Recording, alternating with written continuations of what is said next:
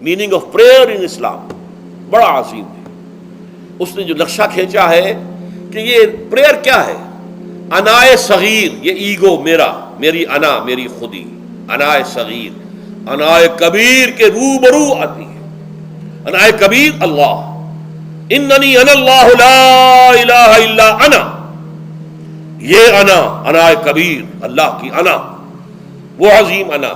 اور یہ چھوٹی سی محدود سی انا۔ تو ہے محیط بے کراں، میں ہوں ذرا سی آبجو، یا مجھے ہم کنار کر یا مجھے بے کنار کر۔ اقبال نے پتہ نہیں کس جگہ کس کیفیت میں ڈوب کر یہ شعر کہا ہے۔ اے اللہ تو تو ایک ایسے سمندر کے مانند ہے کہ جس کا کنارہ ہی نہیں ہے، اور میں چھوٹی سی ایک پانی کی ایک چھوٹی سی ندی ہوں، آبجو ہوں چھوٹی سی۔ اب کیا شکل ہے؟ یا تو مجھے اپنے آپ میں ملا لے تاکہ میں بھی ناپیدا کنار ہو جاؤں۔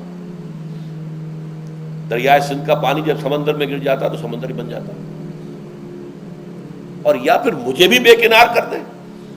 میری وجود کو بھی اتنی وسعت دے دے کہ کوئی کنارہ نہ رہے۔ اب یہ کیا اس نے سمجھا، کیا کہا، لیکن میں نے وہی انائے کبیر انائے صغیر۔ ایک ہے نماز ہم پڑھ لیتے ہیں، آپ نے سارا پڑھ لیا، سارا تعدیل ارکان بھی کر لی، لیکن اگر آپ کا اللہ کے ساتھ ڈائریکٹ کمیونین اور ڈائریکٹ کمیونیکیشن قائم نہیں ہوا تو نماز، جس کو کہ کہا گیا کہ الصلاۃ معراج المومنین، جو قرب حضور کو حاصل ہوا معراج میں، وہ ایک بندہ مومن دنیا میں رہتے ہوئے حاصل کر سکتا ہے نماز میں، اگر اس کی روح جو ہے واقعتاً ہم کا نام ہو رہی ہو، الحمدللہ رب العالمین الرحمن الرحیم مالک یوم الدین اہدنا الصراط المستقیم ایاک نعبد و اگر ہم واقعتاً ایسے کہہ رہے ہوں کہ ہمیں احساس ہو کہ ہم اللہ کے حضور میں حاضر ہیں اور عرض کر رہے ہیں، سجدہ کریں تو حدیث میں آتا ہے کہ ایسے محسوس ہو کہ گویا کہ میں نے اپنا سر اللہ کے قدموں میں رکھ دیا ہے۔ یہ ہے نماز۔ اب جو گفتگو ہو رہی ہے یہ ہم کلامی ہے، الصلاۃ معراج المومنین، اہل ایمان کے حق میں یہ نماز جو ہے یہ معراج کے درجے میں۔ لیکن یہ نماز کیسے نصیب ہوگی اگر روح سوئی ہوئی ہے، دبی ہوئی ہے، پسی ہوئی ہے، مزمحل ہے یا مردہ ہے؟ یہ نماز کیسے حاصل ہوگی؟ چاہے آپ 5 وقت کی نماز پڑھ رہے ہو، چاہے آپ نے ہیبٹ بنا لیا ہو نماز کو، چاہے خوش بھی ہو گیا ہو، لیکن یہ کہ جب تک وہ روح بیدار نہ ہو، جب تک ہم کلامی نہ ہو، افلاق سے آتا ہے نالوں کا جواب آخر، اٹھتے ہیں حجاب آخر، کرتے ہیں خطاب آخر، جب تک یہ نہ ہو۔ جیسے کہ میں ایک حدیث قدسی انشاءاللہ آج سناؤں گا سورہ فاتحہ کے ضمن میں، کہ اللہ تعالیٰ کے سامنے جب کھڑا ہو کر انسان جب کہتا ہے انی وجہت وجہی للذی فطر السماوات والارض حنیفا،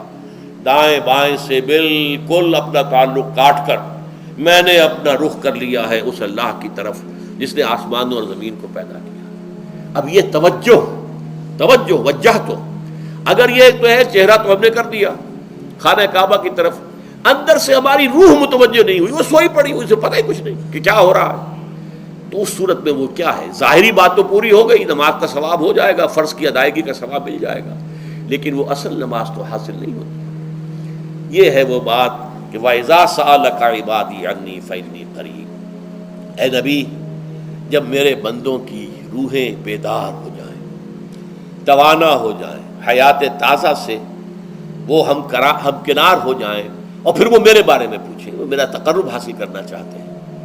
تو آپ سے پوچھیں تو کہیے میں قریب